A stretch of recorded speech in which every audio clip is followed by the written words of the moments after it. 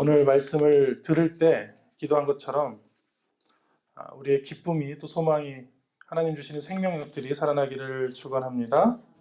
아멘. 이 보시면 이제 예배당을 보시면 한 22일 정도 공사를 했는데, 이 내부 공사를 했는데, 집사님 지금 와 계세요. 이 공사를 직접 하신 홍순종 집사님이 계신데, 제가 이런 추천서를 받은 게 아니에요. 보통은 누가 누구를 추천하잖아요. 외적인 추천서인데, 혹은 어떤 공사를 했는지 시공 실적 증명서를 받은 것도 아닙니다. 근데 왜 우리 홍 집사님께 부탁을 드렸을까요? 그 이유가 있어요. 우리 이종수 집사님께서 추천하셨어요. 이렇게 딱 두 마디로: 믿음이 참 좋고 일을 참 잘하는 목수 집사님이 있는데 이름도 순종이더라. 그래서 혹시 전화를 하시면 분명히 저녁에 와서 순종할 것이다.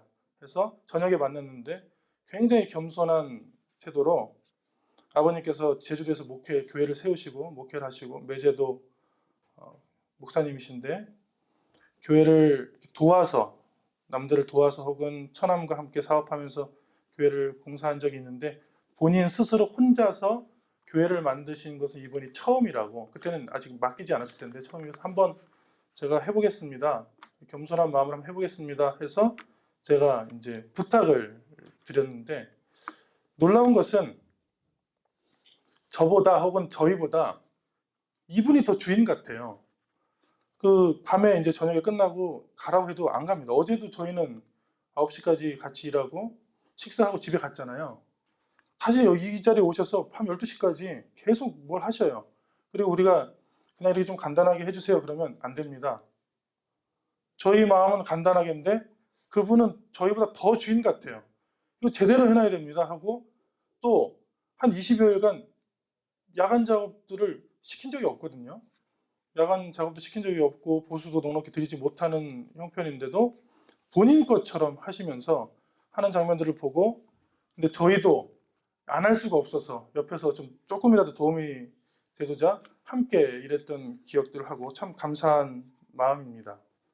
이 예배당하고 또 우리 어린이들이 예배드리는 예배당들 또 곳곳을 보면 참 감사한 마음인데, 공사를 하고 혹은 인테리어 내부 아파트 공사를 하고 후회하는 사람도 있잖아요. 그리고 건물을 짓고 후회하는 사람도 있는데 후회는커녕 굉장히 감사한 마음을 갖고 있어요. 그래서 이종수 집사님, 추천해 주신 이종수 집사님 감사하고, 또 헌신해 주신 홍순종 집사님께 감사를 드리고, 또 성도님들 함께 나오셔서 청소해 주시고 또 일해 주셔서 참 감사합니다. 오늘 말씀은 추천서에 대한 말씀인데, 말씀에 보면 어찌 어떤 사람처럼 추천서를 너희에게 붙이거나 혹은 너희에게 받거나 할 필요가 있느냐, 이렇게 말씀이 시작되죠. 추천서, 이게 뭐냐면 이 시대의 추천서는 굉장히 흔한 거예요. 그런데 예루살렘에서 온 추천서를 가지고 교회를 흔들었던 사람들이 있었어요. 고린도 교회. 사도 바울은 예루살렘에서 추천서가 없었거든요. 왜냐하면 12사도가 아니었잖아요. 12사도가 아니고 성령을 받고 사도가 된 사람이라 어떤 추천서라든지 어떤 울타리들이 없고 그냥 온전히 마음가짐만 있고 성령의 충만한 능력, 성령을 사모하는 마음, 이런 것만 있었지 겉으로 보기에는 뭐가 없었어요. 근데 어떤 사람들은 나는 베드로한테 추천서를 받고 왔다, 어떤 사람들은 난 야고보한테 추천서를 받고 왔다 하면서 사도 바울의 권위들을 다 떨어뜨리고 자기 마음대로 교회를 율법적으로 만들었던 사람들이 있을 때 적혔던 성경이 바로 고린도 후서 3장입니다. 그 말씀이 사도행전 15장에 더 잘 나와 있어요. 그런즉 우리 가운데 어떤 사람들이, 방금도 고린도 후서의 3장에 어떤 사람들이 나왔잖아요. 어떤 사람들이 우리의 지시도 없이, 우리라는 것은 사도 바울입니다. 디모데랑 우리의 지시도 없이 나가서 말로 너희를 괴롭게 하고 마음을 혼란하게 한다는 소문을 들은 거죠. 그러니까 지금 사도행전 15장과 고린도서 3장은 비슷한 거예요. 뭐냐면 추천서가 없이 온전한 마음으로 사랑했던 사람을 괴롭히는, 굉장히 권위 있는, 지금으로 얘기하면 교단이라든지 어떤 직분이라든지 정치적 힘이라든지 그런 것을 가지고 교회를 흔들었던 사람들로부터 참 하나님의 사람으로 교회를 지키고자 했던 사도 바울과 성령께서 그 마음을 아시고 성경을 쓰게 하셨던 역사가 고린도후서 3장에 있습니다. 그러니까 고린도후서 3장을 이해할 때 가장 쉬운 게 뭐냐면, 어떤 정치적인 외적인 추천서를 갖고 있던 사람들이 지금 교회를 흔들고 있구나, 이거를 깨달으면 참 좋습니다. 이번 주에 참 참혹한 소식을 들었는데, 정통 교단이죠, 대한예수교 장로회 빛과 진리 교회 맞나요? 이름은 빛과 진리 교회인데 전혀 빛과 진리 교회 아닌 게, 이 성도들에게 인부, 이게 똥이죠. 똥을 먹였다고. 저는 제 귀를 의심했어요, 뉴스를 듣는데.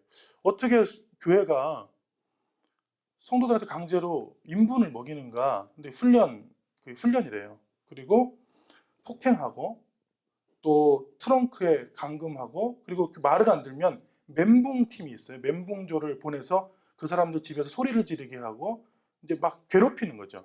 그 말을 안 듣는다고. 저는 사실 이해가 되지 않고 굉장히 부끄럽습니다. 그런데 정통 교단, 이게 신천지에서 했으면 너무 당연한 일인데 그거 하고 있고요, 신천지는. 근데 이 정통 대한예수 장로회에서 이것들을 하고 있고, 또 교회 돈으로 개인 부동산을 목사님께서 취득했다는 이야기도 있고, 다른 사진들을 보면 교주처럼 신격하는데, 여기 보면 요 MJ는 목사님 명진이잖아요. 그리고 여기는 이제 사모님 이름인데, 그래서 무슨 교회 행사 때마다 매스게임을 하면서 하나님을 찬양하는 게 아니라 이 목회자를 신격화하는, 그거를 정통교단에서 지금 했다는 것이고요. 그리고 헌금은 목사님 통장에 직접 송금했고, 이게 제가 귀를 의심했다니까요. 그리고 뭐 그럴 줄 알아. 제가 일부러 찾아본 거예요. 이거는 뉴스에는 많이 안 나왔는데, 그러면 이 목사님은 뭘 주로 하시는 분이니까 정치를 하시더라고요. 제가 목회하면서 가장 큰 자괴감이 들었을 때가 노회 갔을 때입니다. 노회라는 것은 목회자들이 모이는 모임이죠. 그런데 전혀 은혜스럽지 않고 목회자들이 몇백 명이 모여서 주로 누가 회장이 될 거냐 정치를 해요. 가장 중요한 건 선거인데 오전 내내 선거래요. 선거. 누가 노회장, 부노회장이 되냐. 그래서 그때부터 제가 생각을 고쳐먹었어요. 목사님 중에 높아지려는 사람은 성경에 나와요. 높아지려는 사람들은 예수님께서 인정하는 사람이 아닙니다. 뭘 해야 돼요? 낮아지려고 하는 사람들이 주님께서 인정해 주는 사람이거든요. 그러니까 이런 분들은 100이면 99는 전부 이제 노회장이나 부노회장이 하고 싶은 사람인데, 여러분들은 그 직함을 잘 모르실 거예요. 그러나 아시기 바랍니다. 그런 거를 뭐 한기총 회장이라든지 부노회장, 뭐 노회장, 우리가 알지 못하는 뭐 그런 것들을 하고 싶어 하는 사람들마다 제대로 된 사람을 저는 본 적이 없어요. 여기는 제 선배들이 있는 곳이잖아요. 제 후배들과. 저는 그런 이상한 짓을 해요. 이렇게. 그러니까 참 하나님이 원하시는 참 하나님의 사람이 아닌 사람들이 교회를 흔들고 있다는 것은 2000년 전이나 지금이나 굉장히 동일합니다. 여러분들이 잘 분별하시길 바랍니다. 오늘 말씀은 누가 참 하나님의 사람이냐, 이 말씀이에요. 누가 참 하나님의 사람입니까? 2장 3장에 고린도후서 2장 3장 다 보면 그리스도의 향기가 나는 사람인데, 그리스도 예수님은 뭘 하셨냐면 희생하셨어요. 그리고 헌신했죠. 교회에서 사람들을 볼 때에 누가 예수님을 닮았느냐? 더 낮아지려고 하는 사람, 조금 더 희생하려고 하는 사람, 조금 더 헌신하려고 하는 사람들이 주님의 향기가 나는 것입니다. 그래서 저는 아주 자신 있게 말씀을 선포합니다. 여러분들이 좀 손해를 보세요. 여러분들이 더 가지려고 하는 것은 예수님과 닮은 모습은 아닙니다. 여러분들이 한계 정도는 좀 손해를 보세요. 그게 자식이든, 그게 동료든, 이웃이든, 그게 배우자든, 여러분들이 이기려고 하는 모습에서는 예수님의 모습이 보이지 않는데, 그냥 여러분들이 좀 이해해주고, 힘들어서 그렇구나, 너무 어려워서 감당 못해서 그렇구나 하고, 내가 하나 정도 손해보는 모습에서 뭐가 보인다고요? 예수님의 모습이 보이고, 그게 참 하나님의 사람이죠. 내가 더 높아지려고, 정치적으로 높아지려고 하고, 더 가지려고 하고, 더 커지려고 하는 사람에서 여러분 예수님의 모습을 발견할 수 있습니까? 없지요. 그런 사람들을 비판하기 이전에 저와 여러분들이 예수님의 모습을 더 담기를 원합니다. 네. 저와 여러분들이 예수님의 향기가 나는 사람이 되기를 원합니다. 내가 한계 정도 더 손해보고, 내가 더 기도해주고, 내가 더 이해해주고, 내가 더 사랑해줄 수 있는 저와 여러분이 그렇게 그런 사람이 될 줄로 믿습니다. 아멘. 그래서 그런 사람들을 오늘 성경에 보면 너희는 우리의 뭐라고요? 편지라고 표현했어요. 편지다. 이 편지는 추천서를 의미합니다. 1차적으로는. 나는 추천서가 필요 없다. 그냥 여러분들이 저의 편지예요. 저도 마찬가지입니다. 저는 교단이 필요 없습니다. 저는 다른 추천서가 필요 없어요. 그냥 같이 행복해하는 우리 성도님들이 저의 편지죠. 그래서 자랑해요. 교회를 자랑할 때 보통 이제 목사님들끼리 모일 때 뭐 몇 명이야, 뭐 얼마나 이런 거 얘기하잖아요. 근데 저는 아주 기탄 없이 자랑해요. 저희 교회는 굉장히 행복해요. 저희 교회는 기뻐요. 저 스스로가 가는 게 좋아요. 저 스스로 많은 교회를 섬겼는데 솔직히 고백합니다. 가기 싫은 교회도 있었어요. 물론 가면 예배드리면 좋지만 가는 게 부담스러워요. 너무 일이 많거나 기쁨으로 하는 게 아니고 뭐 강요에 의해서 한다거나 너무 심한 훈련들을 하면 마음속에서 머리는 가죠. 머리는 당연히 가는데 마음이 그렇게 썩 기쁘게 가지 못할 때도 있는데 아유 아니에요. 지금 제가 섬기는 더 주님의 교회는 가고 싶어요. 가고 싶고 또 함께 하고 싶고 저뿐만 아니라 여러분들도 그런 성도님이 됐으면 좋겠습니다. 아멘. 너희들 그리스도의 편지라 한 것은 예수님께서 주신 메시지를 전달한다는 거죠. 편지라는 것은. 예수님이 그리스도의 편지라고 표현했잖아요. 예수님이 주신 메시지를 담았다가 다른 사람들한테 전달하는 건데 그것을 성경이 뭐라고 하냐면 열매라고 표현해요. 열매. 내가 받은 은혜를 전달할 때 글로 전달할 수도 없고 말로 전달할 수도 없고 열매로 전달하는 거예요. 그래서 그 사람들의 신앙생활을 보니까 참 느껴지는 게 있고 참 좋아 보이더라 하는 것이 신앙의 열매죠. 그래서 신앙이라는 것은 열매를 맺어가는 과정이고 그 열매는 후회 없는 열매예요. 지금 빛과 진리의 교회를 다녔던 많은 사람들이 교회를 탈퇴하고 후회하고 기자회견을 했습니다. 그 한 10년간의 삶을 후회하잖아요. 그런데 주님이 주시는 참된 말씀과 참된 교회들은 후회가 없어요. 후회. 열매를 맺으려면 좀 힘이 듭니다. 힘은 들고 수고는 있으나 그 과정들이 지금 내가 했던 것들이 후회가 없는 거예요. 주님 안에서 후회 없는 신앙의 열매들을 맺으시길 축원합니다. 여러분들이 나이를 더 드셨을 때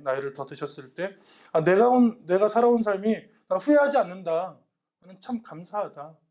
나는 이 신앙의 열매들을 맺어가고 또 열심히 헌신하고 노력했던 그 모습들을 후회하는 것이 아니라 그것들이 열매를 맺어졌을 때 참 난 감사하고 참 보람이 있다. 이렇게 고백하는 저와 여러분 되시기를 축원합니다. 아멘. 오늘 말씀이 하나님의 사람에 대해서 참 하나님의 사람에 대해서 말씀한다고 그랬죠. 고린도후서 3장이. 참 하나님의 사람이 누구냐면 오늘 말씀에 우리가 그리스도로 말미암아 하나님을 향하여 이 같은 확신이 있으니 신앙은 뭐냐면 참 하나님의 사람은 뭐냐면 확신하는 사람이에요. 저한테 찾아오는 사람들 중에 두 가지 부류가 있습니다. 어떤 분이 있냐면 저는 왜 사는지를 모르겠어요. 저는 이걸 해야 되는지를 모르겠어요. 저는 뭘 해야 되는지 모르겠어요. 저는 모르겠어요. 늘 확신이라는 것은 적고 늘 이렇게 고민과 번민이 많은 분들이 있어요. 그럼 제가 꼭 말씀드리는 게 있어요. 그게 분간이 안 될더라도 일단 확신을 하고 해야 된다. 저한테 많은 학생들이 그러잖아요. 제가 강의를 많이 하니까 목사님, 제가 왜 공부해야 되는지 모르겠어요. 왜 해야 되는지 모르겠어요. 나도 몰라. 나도 모르는데 일단 하는 거야. 왜냐하면 그거를 생각해서 다 정리해서 하기에는 하나님이 우리에게 주신 인생이 너무 짧으니까. 그래서 나는 모든 것이 다 머리에 정리돼서 다 준비돼서 다 확신해서 그때 하나씩 움직여야지. 아무것도 못합니다. 버스도 못 타고요. 집에도 못 가고요. 밥도 못 먹고요. 이거 확신이 없는데 이 밥을 정확하게 만들었다는 확신이 없는데 이 버스 기사가 잘 한다는 확신이 없는 늘 불신. 우리는 어느 정도 믿고 사는 거예요. 이 세상에 사는 것은 믿고. 그런데 나한테 주어진 일들은 어떻게 해요? 믿음을 넘어서 확신해야 되는데 하나님께서 주시는 확신은 뭐냐면 구원의 확신이에요. 그리고 마지막에 이 길이라는 확신. 그 확신을 가지고 어렵든 흔들리든 살아가는 거죠. 우리에게 주어진 일들이 때로는 어두워 보이고 때로는 흔들려 보이지만 믿음만큼은 구원의 확신과 하나님의 인도하심을 확신하시기를 축원합니다. 아멘. 그것을 믿음의 확신이라 하는데 하나님의 사람은 뭘 하느냐? 확신하는 거죠. 하나님의 사람들은 나한테 주신 말씀과 신앙은 나는 이건 확신한다. 삶에서 일어나는 일들은 흔들리는 게 많아요. 그런데 나는 믿음만큼은, 나는 구원만큼은, 나는 하나님께서 나를 인도해 주시고 나를 하나님이 원하시는 것으로 인도한다는 것은 나는 확신한다. 그러면 편해요. 마음이 평안해지고 편하고, 이 모든 일의 끝에 하나님께서 승리를 주시겠구나. 하나님께서 분명히 좋은 열매를 주시겠구나. 그런 확신 가운데서는 저와 여러분 되시기를 축원합니다. 아멘. 오늘 말씀에는 어떤 확신을 표현했냐면 5절 말씀 같이 있습니다. 우리가 무슨 일이든지 우리에게서 난 것 같이 스스로 만족할 것이 아니니 우리의 만족은 오직 하나님으로부터 나느니라. 건강한 신앙이죠. 만족하면은 사람이 건강해져요. 그런데 그 만족이 하나님으로부터 주신 것을 먼저 만족하는 사람은 신앙도 건강해져요. 신앙도. 뭐가 굉장히 불만이냐면 내 뜻대로 안 되는 게 사람의 불만이에요. 언제 가장 큰 충격을 받냐면 내가 계획하고 내가 바랬던 일들이 되지 않을 때 굉장히 속상합니다. 그래서 부부들끼리 왜 싸우냐면 부부들은 바라는 게 많아요. 그래서 이 사람이 내 바람대로 됐으면 좋겠어요. 그리고 부모와 자녀 간에 왜 싸우냐? 그건 더 심하죠. 부모가 자녀들한테 바라는 게 많은데 이렇게 움직여줬으면 좋겠고 이 시간에 일어났으면 좋겠고 이렇게 됐으면 좋겠는데 될까요? 안 될까요? 그게 안 돼. 그러니까 만족이 있습니까? 없습니까? 걔만 보면 불만족해. 걔 빼고는 다 만족해요. 웬만한 사람은 만족하는데 그 사람만 보면 불만족이 들어서 힘든 거예요. 그런데 먼저 만족을 어디서 찾으라고 했다고 오늘 말씀에? 우리의 만족은 오직 하나님으로부터 나느니라. 그래서 저는 이걸 먼저 만족이라고 표현해요. 먼저 만족. 모든 것을 만족하고 살아야 되겠지만 먼저는 하나님으로부터 오는 은혜를, 성령을, 하나님이 주시는 그 말씀들을 먼저 만족하면 이겨낼 수 있다. 그 많은 일들을, 불만족한 일들을 이겨내고 살 수 있는 힘이 여기 은혜에 있어요. 그래서 주일에 왜 우리가 와서 예배를 드리냐면 우리는 하나님이 주신 것을 만족합니다. 하나님이 주신 것을 먼저 만족해서 건강한 신앙이 돼서 다른 어려움들을 저희가 이겨낼 수 있습니다. 그래서 여러분들 지금 불만족한 것들이 많은 줄 압니다. 제가 표정을 보면 알아요. 표정을 보면 다 압니다. 그런데 그건 저도 그래요. 우리의 만족의 1번, 먼저 만족을 어디에 두자고요? 하나님으로부터 두면 다른 불만족들을 이겨낼 수 있다 등이. 저와 여러분들이 이런 삶을 사시기를 축원합니다. 아멘. 많은 목사님들을 제가 비판했는데 이제 칭찬할 목사님들도 굉장히 많습니다. 한경직 목사님 돌아가셨지만 생전에 90여 세를 사시고 돌아가셨는데 생전에 제가 학생 때, 신학교 학생 때 저희 학교에 오셨는데 그때 한 90대 중반 됐을 거예요. 오시는데 이제 부축을 받아서 강단에 서고 거동이 좀 불편하셨는데 딱 한마디만 하시고 내려가시더라고요.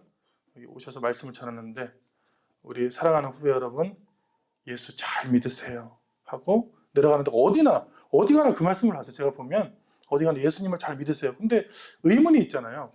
목사님 예수님 잘 믿는 건 뭡니까? 그거는 이분이 자신의 삶으로 표현해 주시더라고요. 그래서 아름다운 빈손이라고 부르시죠.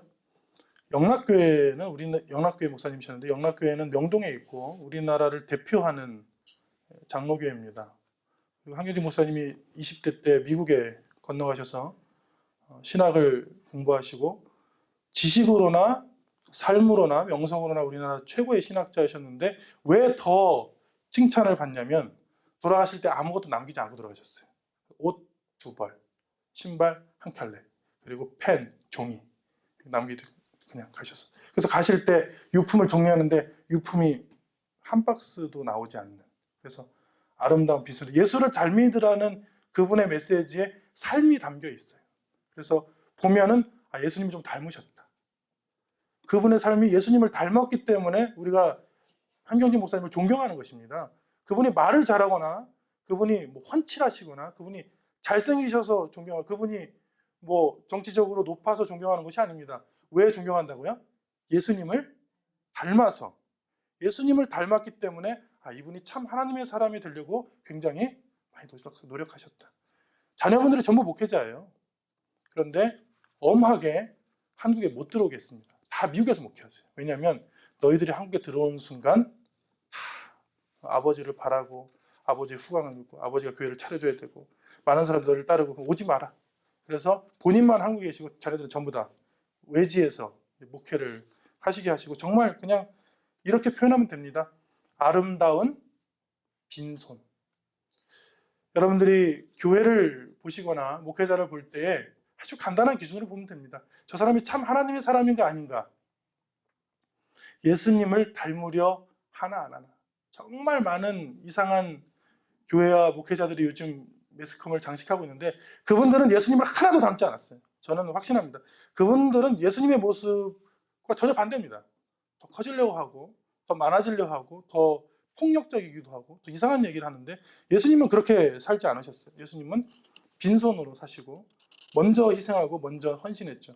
우리가 100%는 그렇게 못 살아도 오늘 말씀을 듣고 나도 주님의 모습을 닮기 원합니다. 이렇게 결단은 저와 여러분 되시기를 축원합니다.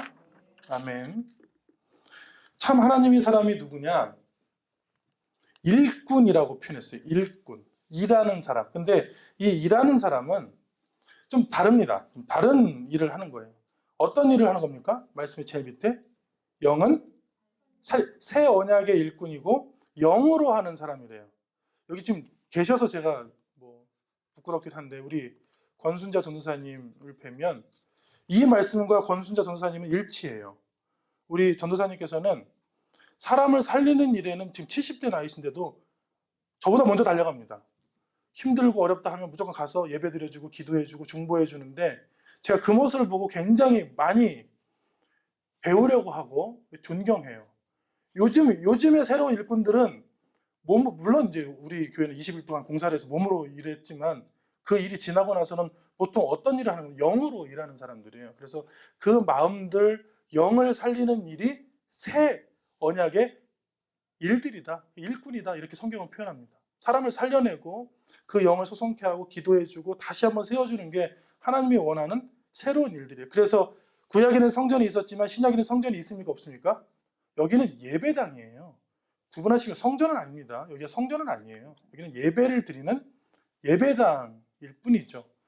진짜 성전들은 다 마음에 있으니까 그 마음들을 살려내는 일에 우리가 하나가 돼야 된다. 여러분들이 이런 일을 하기를 축원합니다. 예레미야 31장에 아주 예전에 이렇게 예언했어요. 그러나 새 언약을 너에게 맺겠는데 그러나 그날 후에 내가 이스라엘 집과 맺을 언약은 이러하니 곧 내가 나의 법을 그들의 속에 두며 그들의 마음에 기록하여 나는 그들의 하나님이 되고 그들은 내 백성이 될 것이라.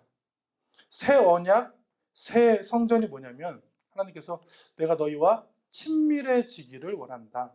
그래서 마음에 내가 있고 너희 마음엔 내가 있고 내 마음엔 너희가 있고 그게 무슨 얘기입니까? 새로운 약속, 새로운 언약 우리가 일할 것은 많은 사람들의 마음에 하나님의 사랑이 있고 그리고 하나님의 구원의 명단에는 많은 사람들이 있는 일들을 위해서 우리가 일을 하면 되는 것이지 그게 가장 중요한 일이에요. 그리고 그 다음들은 부차적인 일입니다. 그런데 잘못된 교회들은 이게 뒤바뀌어 있어요. 일이 우선이고 뭐 성장이 우선이고 정말 큰 마음에 하나님의 은혜, 하나님의 사랑, 하나님 주시는 구원의 확신이 있는 것이 뒤로 가는 경우가 굉장히 많죠. 새 언약의 일꾼들은 사람을 살리기 위해서 일을 하는데 저와 여러분들이 이러한 사람이 되기를 또 축원합니다. 아멘. 또 하나님의 사람, 오늘 말씀 그냥 참 하나님의 사람이 누구냐 계속 나오는 거예요. 14절을 보면 그러나 그들의 마음이 완고하여 오늘까지도 구약을 읽을 때 그 수건이 벗겨지지 아니하고 15절에 보면 수건이 그 마음을 덮었다. 이 수건을 그리스도 앞에서 벗겨진다고 했는데 여러분 수건이 뭡니까? 네, 수건은 법이기도 하고 그리고 실제로 신약성서 시대에는 예배 드릴 때 수건을 썼죠. 그 전통이 지금 천주교에 남아 있어서 여러분들 지금 천주교 가면 지금 이렇게 있으면 안 됩니다. 이 차별을 해요. 남자는 안 써도 되는데 여성은 어떻게 됩니까? 네, 수건을 쓰라고 그 전통인데 비슷한 거죠. 네.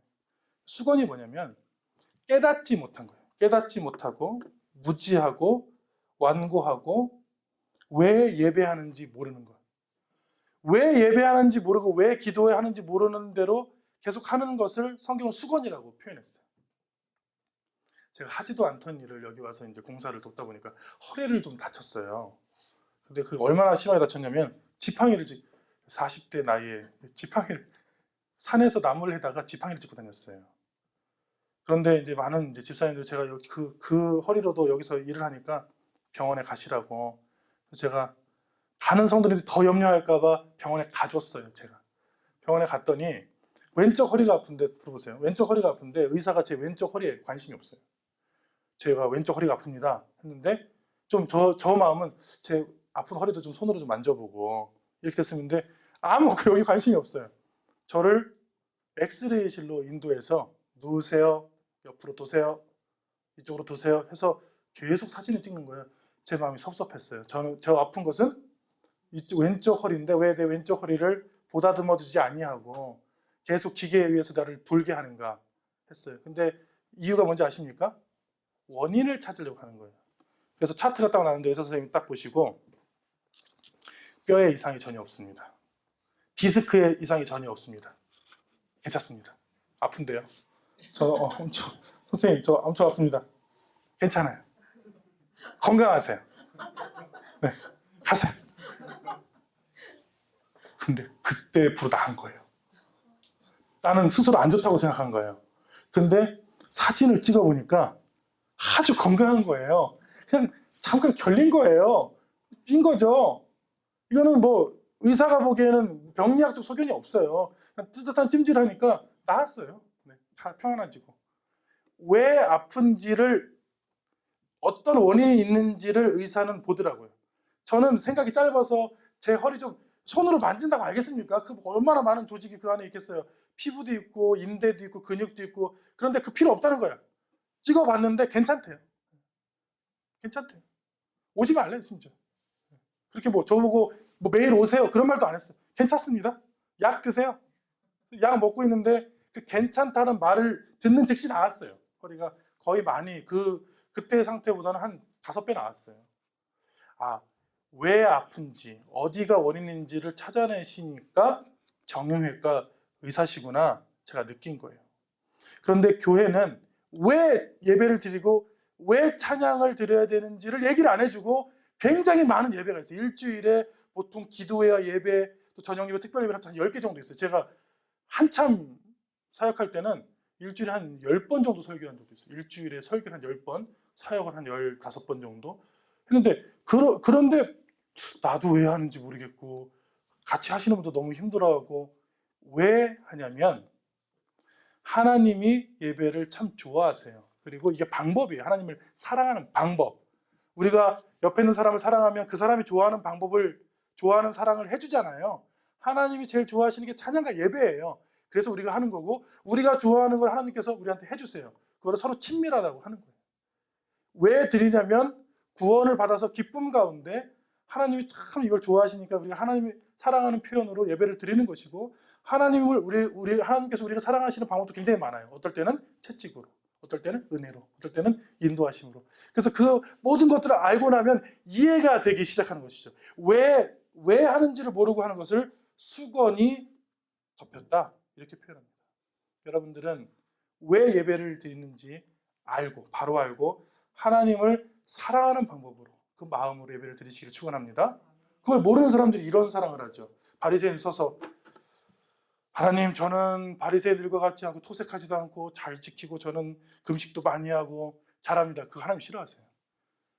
소개팅 나간 청년 이야기를 들었는데 자기 소개팅을 잘했대요. 그런데 저 여성 측이 전화를 해서 물어봤더니 아주 짜증났대. 뭐냐면 자기 자랑만 한대 와서 잘났고 바리새인이 나는 금식도 하나님 금식하고요. 전 앞에서 시장에서 기도도 잘하고요. 하나님은 그거 듣고 싶어 하지 않으세요. 원하시는 게 뭘 듣고 싶어? 찬양의 소리를 듣고 싶어 하시고 예배를 듣고 싶어 하시는데 이 바리새인이 좀 이상한 기도를 하니까 하나님이 예수님께서 이 바리새인들 엉터리다. 오히려 가슴을 찢고 가슴을 두들기는 세리가 더 훨씬 하나님께서 사랑하신다. 누가복음 18장에 이 말씀들이 나오잖아요. 우리가 하나님 앞에서 참여하고 더 겸손하고 연약하고 하나님 더 친밀하게 원합니다. 기도하는 그 순수한 마음들을 하나님께서 더 좋아하실 줄로 믿습니다. 아멘. 마지막으로 참 하나님의 사람이 누구냐? 17절 말씀 같이 있습니다. 주는 영이시니 주의 영이 계신 곳에는 자유가 있느니라. 자유니까 저 교회 안 나올래 이거 아닙니다. 주의 영이 계신 곳에는 영적 자유가 있는데 그게 뭐냐면 죄책감, 불안감, 그리고 죽음, 죄로부터의 자유.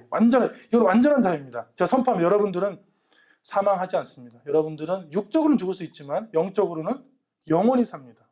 여러분들은 죄책감을 가질 필요가 없습니다. 죄는 다 예수님께서 짊어지셨어요. 여러분들이 가질 것은 뭐냐면 기쁨과 감사죠. 은혜를 받은 사람들은 그냥 감사하는 것이죠. 내가 왜 죄책감을 갖습니까? 어머니가 또 혹은 할머니가 어린이날에 선물을 줬는데 받고 죄책감 갖는 사람이 있습니까?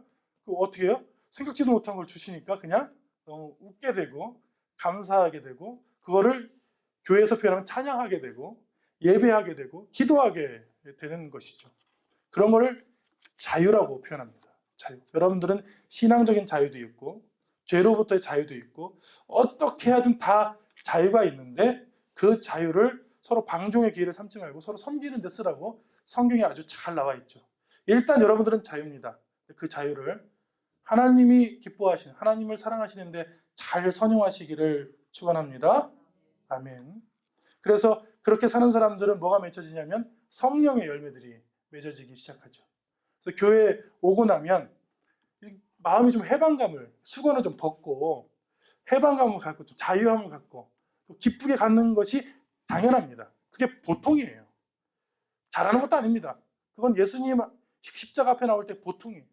여러분들 오늘 한 보통 정도의 은혜를 받으시기를 축원합니다. 자유함도 있고 기쁨도 있고 하나님께서 주신 은혜들이 참 많아서 얼굴에 미소가 지어지고 그래서 사람들 만날 때 그래, 내가 한 개 정도는 100개가 있으면 내가 한 개 정도는 더 손해가지고 이해해줘야지 이렇게 웃고 기도하는 저와 여러분 되시기를 축원합니다. 기도하겠습니다.